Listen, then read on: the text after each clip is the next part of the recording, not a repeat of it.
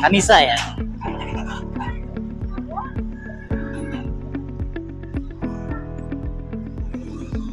Ke sana balik. Sana.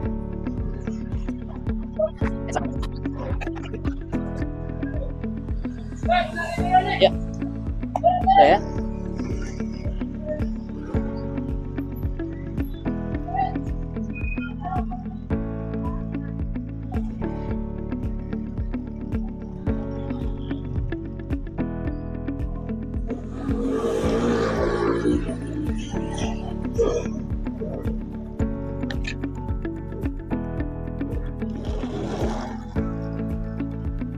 Boleh dibantu arahkan dulu kan keluar dari gangnya.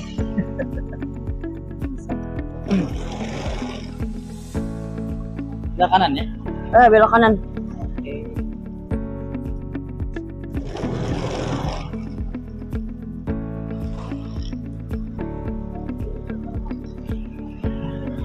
Sedang buru-buru atau biasa aja nih kan?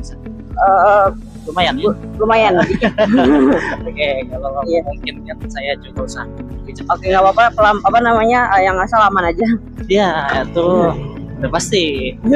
Yang pertama keamanan, normalnya, kedua kenyamanan, ketiga kecepatan. Tapi kalau memang kecepatannya mau ditingkatkan, hanya bisa menggeser kenyamanan, bukannya keamanan nomor satu. Ya, kan? Nggak apa-apa gitu aja. Oke. Setuju kalau itu ya. Setuju. Ngomong-ngomong nih Anissa, saya sambil merekam nih, kira-kira keberatan nggak kalau dilanjutin? Nggak apa-apa ya. Biasanya sih nggak mengganggu keamanan, apalagi dan juga kecepatan tuh. Iya. Insya Allah saya bisa multitasking sambil ngobrol. Oke. Terima kasih.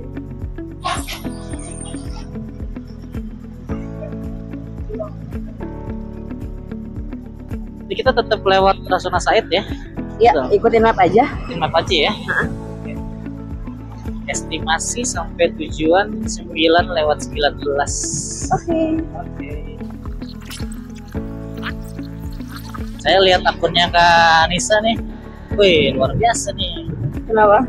Transaksinya udah banyak banget nih. Oh iya, 1357. Oh iya, pakai dari SMA. Dari SMA? Iya. Masya Allah. Saya ucapkan terima kasih, dan juga ratingnya nih, walaupun transaksinya udah banyak, ratingnya tetap bagus nih. Bagus ya segitu ya. 4,62. Iya, biasanya dapat like biasanya dari Gokar ya. Wah, rumahnya di situ kan pada komplain. Itu tuh. Mungkin kayaknya yang ngasih bintangnya kurang kebanyakan Gokar kali itu. Iya, makanya udah nggak pernah pakai Gokar, kalau mobil gitu bisa pakai taksi aja.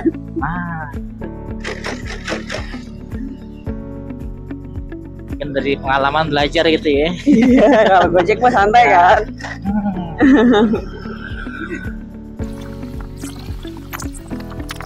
Tapi selama naik GoRide nih, ini yang kali berapa nih dapat driver yang helmnya kayak gini kan bisa?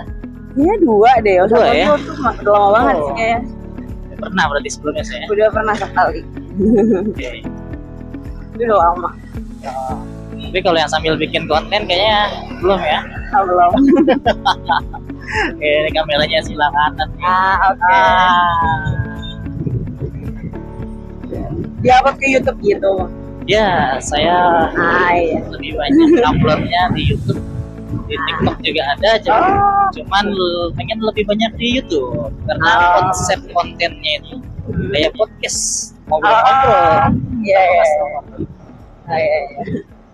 Dan kalau yang video-video panjang gitu biasanya lebih banyak nikmatnya di YouTube gitu ya. Iya, benar. Ngomong nih Anissa, terakhir ini nih sering lihat berita nggak, atau mungkin sekilas atau algoritma nyasar gitu? Lihat berita nggak Anissa? Soal? Apa aja? Justru saya tanya yang paling sering Anissa lihat, atau entah itu cari tahu sendiri atau mungkin lagi lewat aja gitu, entah itu di sosmed atau di TV atau di internet YouTube segala macam. Nah, paling sekarang lagi ngetren soal ini ya, PPN kan. Ya, PPN. Sama kalau karena saya juga peneliti, jadinya saya banyak baca soal ini ya, kementerian-kementerian baru di Prabowo. Kementerian baru Prabowo ya. Iya.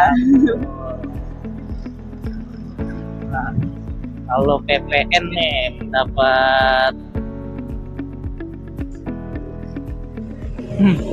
Nah, Nisa sendiri gimana itu? Wah, ini kalau wah, iya. Saya senang mendengarkan ya, memiskinkan rakyat gitu.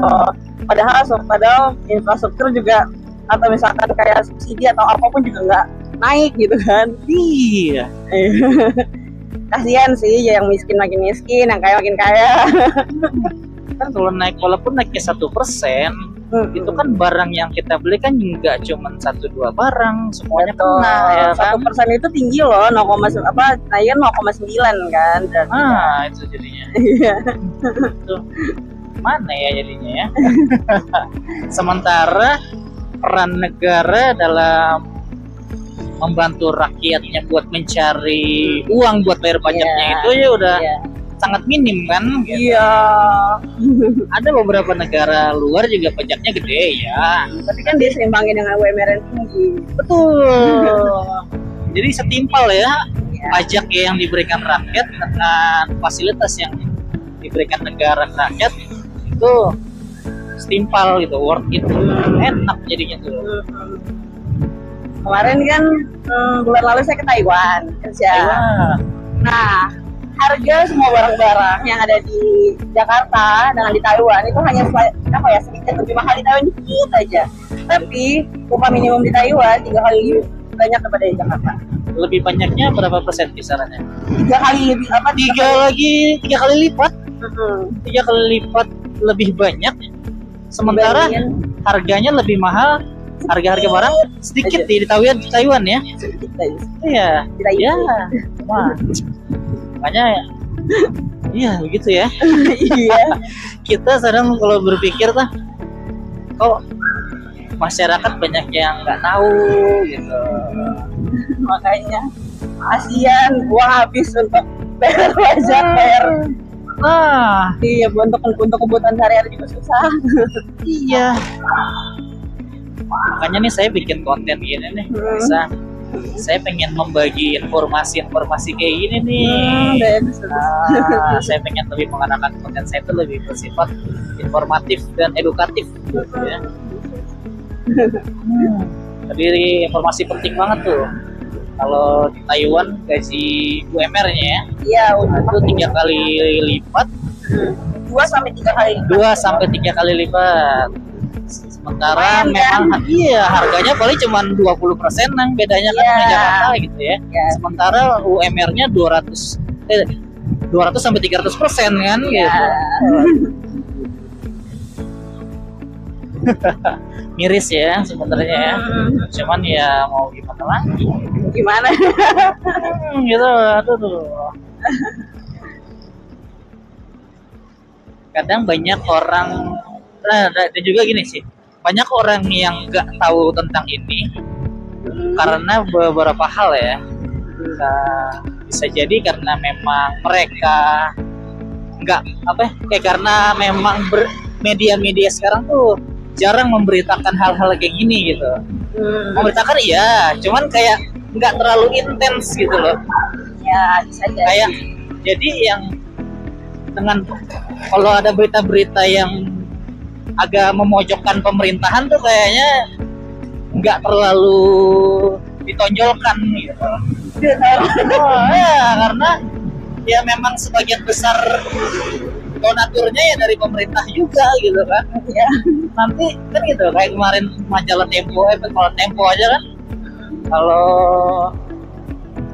ada berita-berita yang memojokkan pemerintahan ya udah diancamnya begitu. Jadi di bagian redaksi sama bagian kayak marketingnya gitu kan, itu kan pasti kan akan udah deh memberitanya jangan terlalu vulgar deh, nanti kita nggak dapet donasi lagi nih gitu. Terus juga dari masyarakatnya juga udah begitu ya udah nggak mau cari tahu lagi gitu. Apa sih sebabnya pajak naik gitu kan? Memang ya tujuannya ya, silakan. Masyarakat Indonesia memang pertama ini literasi digital ya. Pertama mereka nggak mungkin akses ke berita itu banyak.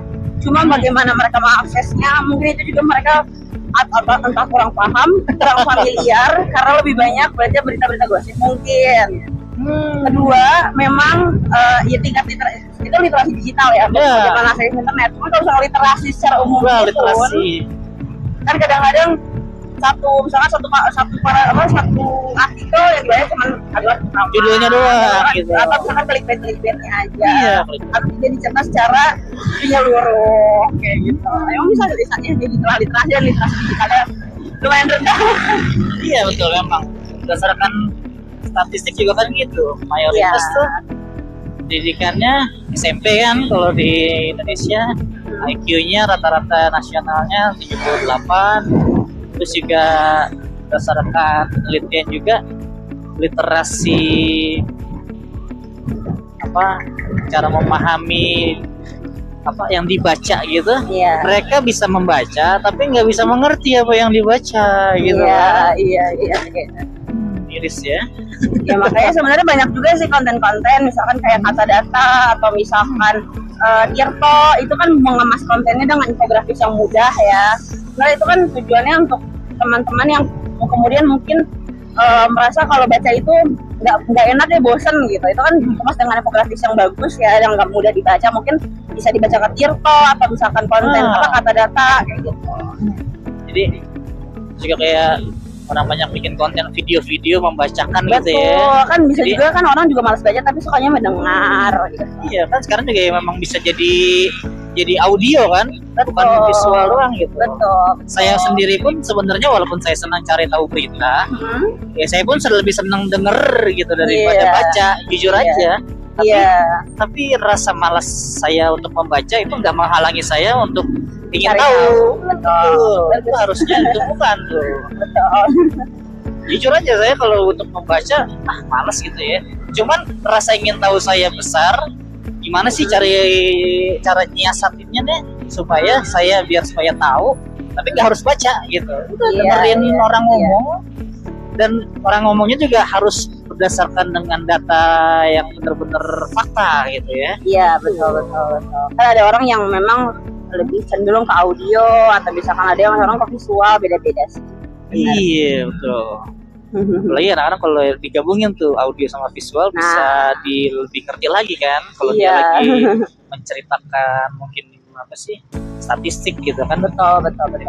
Jadi benar-benar ada datanya yang bisa dilihat dan didengarkan juga lebih masuk gitu ke otak. Iya. Mantep nih. Ngomong nih Kak Anissa di bidang apa nih kerjanya nih? Bidang hukum dan penelitian aja. Penelitian hukum saya. Penelitian hukum? Iya. Masya Allah. Nah, ngomong-ngomong nih saya ngobrol langsung sama orang hukum ya. Nah, akhir-akhir ini saya melihat berita nih Anissa. Di beberapa instansi ada beberapa personil yang lagi menyuarakan kebenaran nih niatnya nih. Cuman saya pengen objektif gitu ya. Nah kemarin akhir-akhir ini dengar gak berita tentang polisi tembak mati polisi, yang sebenarnya polisi yang nembaknya itu adalah backingan dari penambangan ilegal. Oh aku belum tahu. Nggak tahu ya? Belum itu mungkin belum baca ya. AKP Dadang namanya. Nah itu kepolisian. Terus juga ada lagi personil ini penjaga lapas, dia lagi menyuarakan kebenaran, membagikan ke masyarakat tuh kalau sering terjadi pesta narkoba di lapas. Baik itu kebanyakan sih tahanan, tapi itu juga ini ada pungli dan memang kong kali kong sama orang lapasnya gitu. Oke. Itu juga kejaksaan juga begitu, jaksanya ada menyuarakan kebenaran. Terus mungkin yang sebelum lagi polisi Ibda Soik apa ya, yang BBM tuh solar di NTT Nah itu kayaknya saya memandang gimana ya, memang sih udah rahasia umum ya kalau di instansi-instansi pemerintahan itu banyak terjadi penyelewengan gitu ya, kekuasaan. Gimana cara nyikapinya tuh, Anissa? Gimana ya, ini kan udah ini ya, sudah generasi berapa, bukan generasi maksudnya ya, udah begitu dari lama seperti itu kan. Betul. Memang harus mungkin ada apa sih, revolusi kali ya macam-macamnya gitu kali ya, restrukturisasi atau seperti apa gitu. Emang udah kayak gini dari sananya. Emang agak sulit ya. Memang agak sulit, tapi saya punya suatu mimpi gitu ya. Saya menilai hal-hal kayak gitu menjadi kebiasaan dan bahkan makin parah itu karena kayak kita nih sebenarnya terlalu cuek kayaknya ya dengan kayak hal-hal kayak gitu, ya nggak sih? Kita introspeksi diri aja nih, saya pun sama begitu juga sebelumnya. Makanya saya pengen mengajak sebanyak mungkin orang, walaupun kita sibuk dengan kehidupan kita secara individu, tapi harus menyisakan sedikit ruang nih buat peduli dengan kepentingan umum. Betul. Jadi kalau ada berita-berita kayak gini, ayo kita bersatu nih menyuarakan biar supaya orang-orang yang jahat itu dia lebih merasa terawasi dan enggak semena-mena. Betul. Nah, itu banget. Iya betul banget, karena bersifat apatis itu jadi merugikan diri kita sendiri sih. Iya, kita tahu nih udah banyak kejahatan gitu ya. Entah itu dari oknum-oknum atau dari banyak juga orang. Cuman kita menganggap itu jadi kayak menormalisasi itu, menganggapnya suatu hal yang biasa. Padahal harusnya kita cegah gitu loh. Betul. Walaupun mencegah mungkin nggak bisa kali ya, tapi lebih ke kayak menyebarkan informasi. Menyebarkan informasi betul.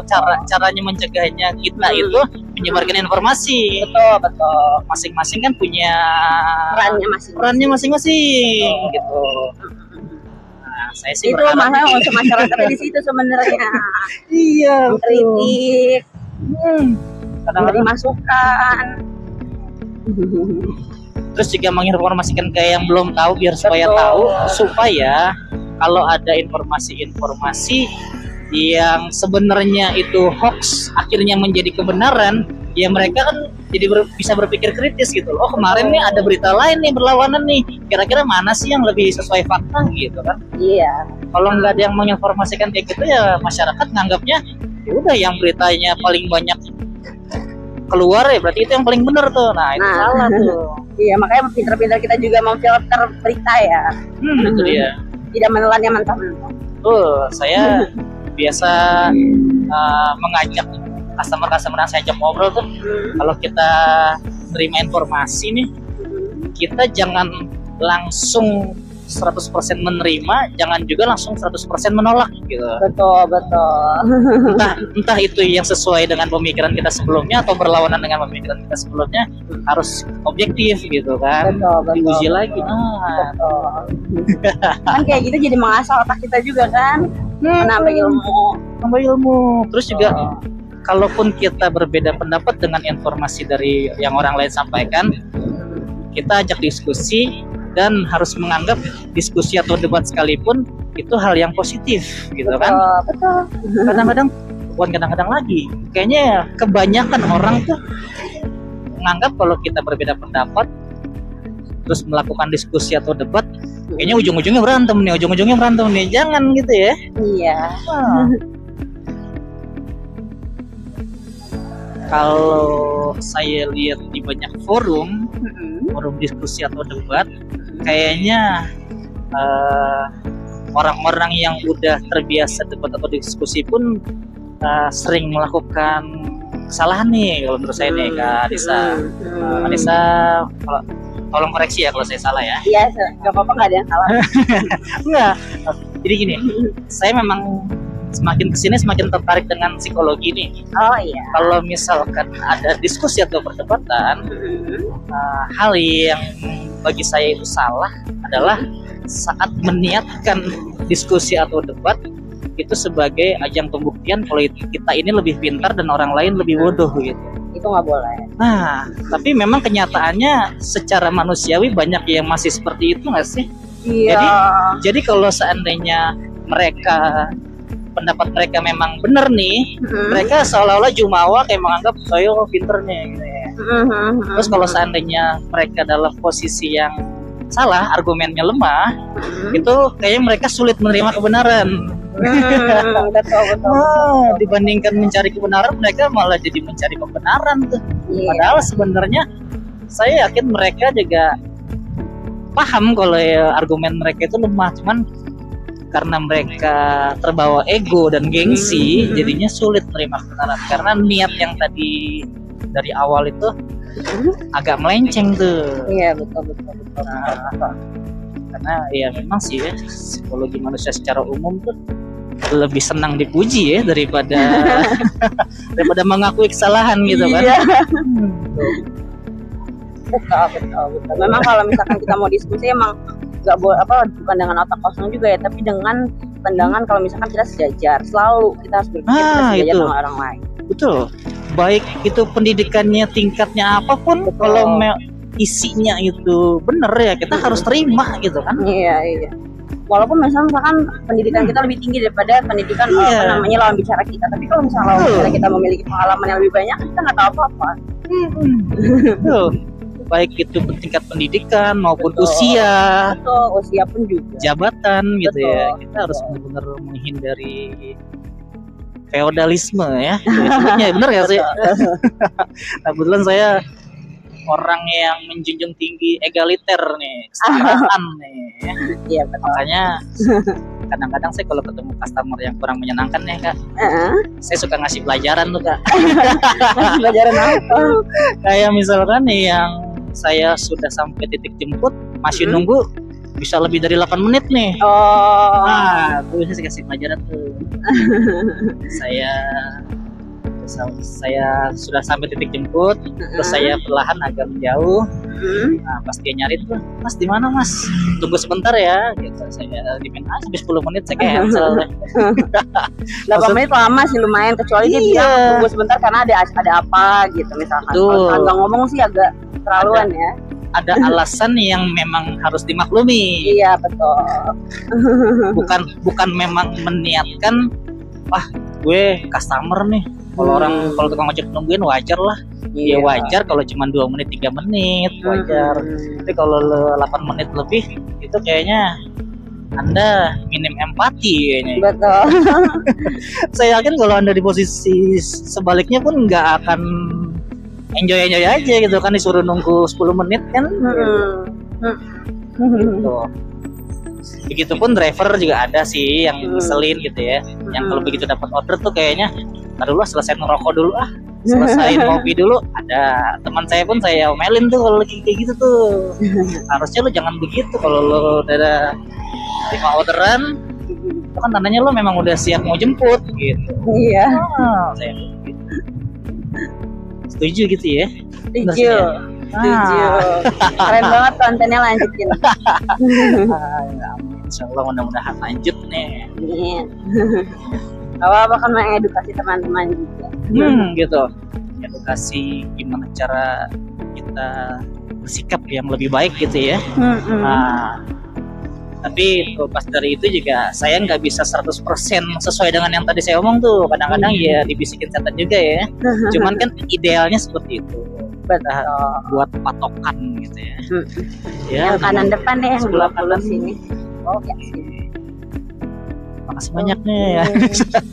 Makasih banyak ya. Seru ya. Terima kasih. Amin. Doa yang sama luar biasa.